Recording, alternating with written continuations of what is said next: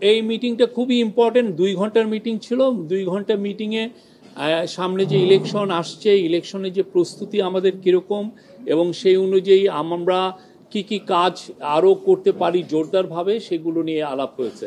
প্রথম ছিল যে কোঅর্ডিনেশন বাড়ানো, আর্মি, পুলিশ এবং গ্রাসরুটের যে লোকাল অ্যাডমিনিস্ট্রেশন, এদের মধ্যে কোঅর্ডিনেশন বাড়ানোর কথা বারবার জোর দিয়ে বলা হয়েছে। এবং এই কোঅর্ডিনেশনটা লোকাল লেভেলে এবং এটা একটা ন্যাশনাল লেভেলে, দুইটা জায়গায় খুব দ্রুততার সাথে এটা কোঅর্ডিনেশন বাড়ানোর বিষয়ে জোরদার করে বলা হয়েছে। আপনার ইলেকশনের আগে পুলিশের প্রস্তুতির কথা বলা হয়েছে এবং পুলিশের আইজি মহোদয় বলেছেন যে আগামী মাস থেকে 1.5 লক্ষ পুলিশের ট্রেনিং হবে ইলেকশনের বিষয়ে। সেপ্টেম্বর থেকে, আগামী মাস না, সেপ্টেম্বর, অক্টোবর এবং নভেম্বরে 1.5 লক্ষ পুলিশের নির্বাচন বিষয়ে তাদেরকে ট্রেনিং দেওয়া হবে। তারপরে ইলেকশনকে সামনে রেখে আপনারা জানেন যে প্রচুর ডিসইনফরমেশন অলরেডি সার্কুলেট শুরু হয়েছে, সামনে এটা আরও ইন্টেন্সিফাই করবে। তো এইটাকে সামনে রেখে ন্যাশনাল ইনফরমেশন একটা সেন্টার, যেখানে আমরা খুব দ্রুততার সাথে এই ডিসইনফরমেশনগুলোকে আমরা ডিবাঙ্ক করতে পারবো, সেইটার একটা ক্রিয়েট করার চিন্তাভাবনা হচ্ছে এবং এইটা নিয়ে অনেক বিশদ আলোচনা হয়েছে।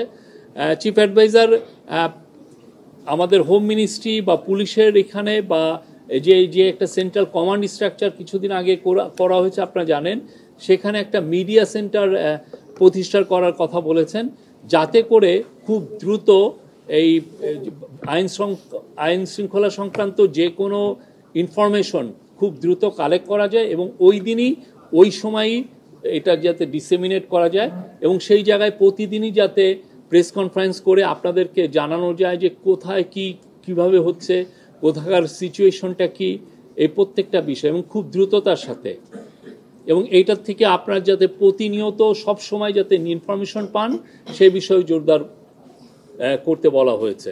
এবং এই বিষয়ে প্রফেসর ইউনূস বারবার বলেছেন যে এই পুলিশের যে কাজগুলো অনেক ক্ষেত্রেই মানুষের কাছে আসছে না, এই একটা ইনফরমেশন সেন্টার বা একটা মিডিয়া সেন্টার না থাকার কারণে।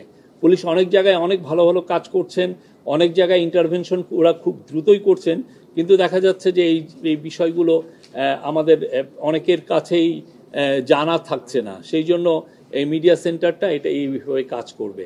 আরও অনেক বিষয়ে আলাপ হয়েছে। আমার যিনি ডেপুটি প্রেস সেক্রেটারি আছেন উনি আরও একটু বিশদ বলবেন। ধন্যবাদ।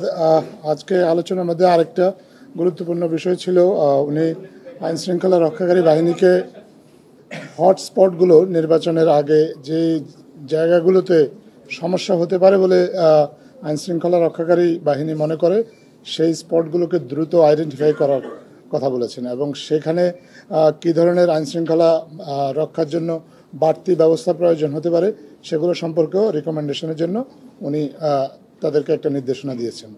বিভিন্ন জেলা পর্যায়ে আইন শৃঙ্খলা রক্ষাকারী বাহিনী কোঅর্ডিনেশনের মাধ্যমে একটা সিচুয়েশন রিপোর্ট যেন কেন্দ্রীয়ভাবে পাঠানো হয়, যাতে করে সরকারের ঊর্ধ্বতন দায়িত্বশীল যারা আছেন ওনারা যাতে বুঝতে পারেন যে একটা গ্রাউন্ড লেভেলের সিচুয়েশনটা কী এবং সেই অনুযায়ী যাতে পদক্ষেপ নিতে পারেন। এই জন্য সিচুয়েশন রিপোর্ট কেন্দ্রে পাঠানোর জন্য আইন শৃঙ্খলা রক্ষাকারী বাহিনী যারা যেসব বাহিনী আছেন সবাইকে উনি একটা নির্দেশনা দিয়েছেন। আজকে প্রশাসনের রদবদল নিয়েও আলোচনা হয়েছে।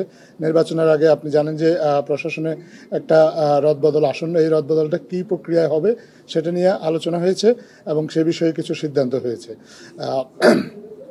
মোটামুটি এই হচ্ছে আজকের আলোচ্য বিষয়।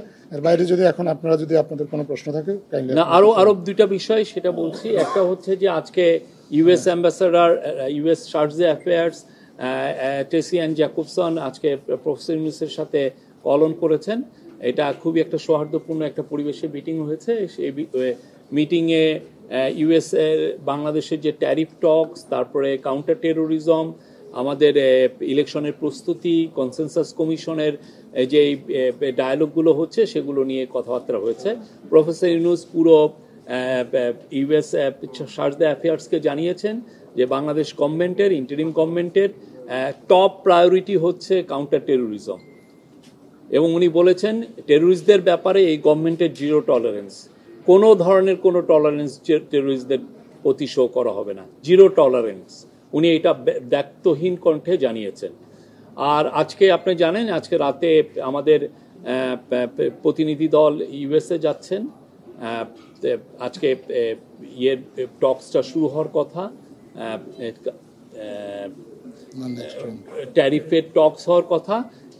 সেইটা আমরা আশা করছি যে এই টক্সটা ভালোভাবে কনক্লুশন হবে এবং আমরা এই প্রতিনিধির সাথে, যদিও টক্সে থাকবেন না, বাট প্রতিনিধির সাথে একটা গ্রুপ অফ বিজনেসম্যানও যাচ্ছেন। সেনাবাহিনীর তরফ থেকে বলা হয়েছে যে প্রায় 60,000-এর মতো ট্রুপস এই নির্বাচনী ডিউটিতে থাকবেন। তারা তো অলরেডি জানেন যে তারা সেই জুলাই আপরাইজিংয়ের সময় থেকেই, 5ই আগস্টের পরের থেকেই তারা মাঠের ডিউটিতে আছেন, তাদের ম্যাজিস্ট্রেট পাওয়ারও আছে। তো আমরা আশা করছি যে এই নির্বাচনের সময় তাদের একটা বলিষ্ঠ ভূমিকা থাকবে এবং তারা মূলত স্ট্রাইকিং ফোর্স হিসাবে থাকবেন আইন শৃঙ্খলা পরিস্থিতি নিয়ন্ত্রণের জন্য। না, এগুলো নিয়েও আলাপ হয়েছে, আমাদের যাতে ইন্টেলিজেন্স এজেন্সিগুলো তাদের কাজ জোরদারভাবে করতে পারে এবং ইলেকশনের সময় যাতে আমাদের ইন্টেলিজেন্সের কোনো ধরনের কোনো উইকনেস না থাকে সেই জন্য বলা হয়েছে। এবং এই ক্ষেত্রেও আমাদের যাতে কোঅর্ডিনেশনগুলো ভালো হয় সেই জন্য বলা হয়েছে। আর গোপালগঞ্জের যেটা কথা বললেন, গোপালগঞ্জের বিষয়ে তো আমাদের গভর্নমেন্ট একটা ইনকোয়ারি কমিশন করেছেন। তারা একজন সুপ্রিম কোর্টের একজন রিটায়ার্ড জাস্টিস এই বিষয়টা দেখছেন এবং তারা অবশ্যই উনি দেখবেন যে আমাদের কোনো ইন্টেলিজেন্স ফেইলিউর ছিল কিনা গোপালগঞ্জে। রদবদল হবে, কিন্তু সব জায়গাতেই রদবদল হবে এমন কোনো সিদ্ধান্ত হয় নাই। যেখানে যেখানে প্রয়োজন শুধুমাত্র সেখানেই রদবদল হবে বলে সিদ্ধান্ত হয়েছে।